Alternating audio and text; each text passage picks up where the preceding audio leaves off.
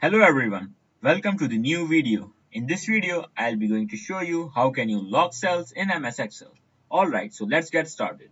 So, as you can see right here, I have a data which has some sales figure from January to March of some clients. What we're gonna do is I want to log all of the data of these months and these names and of the sum.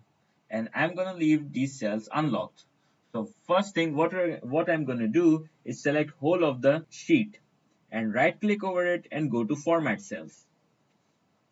And as you can see right here in the protection column, the lock must be ticked. Now what you're going to do is first tick on the lock and click OK. Now the second thing what you're going to do is select this range of the data which you need to be editable and click on format cells and then unlock the cells. Now you have logged the data and also unlocked the editable data. Now the second thing what you're going to do is go to review and click on protect sheet. Now you can do something that you can also type a password over here, but it is not necessary. So I'm going to leave it as it is and click on OK.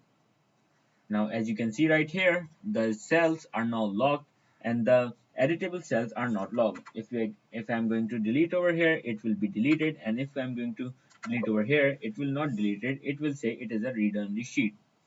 Now if you want to unprotect the sheet, click on here and your sheet will be unprotected. So this is how you're gonna lock cells in MS Excel. I hope this video helps you out. If it did, please subscribe to the channel and like this video.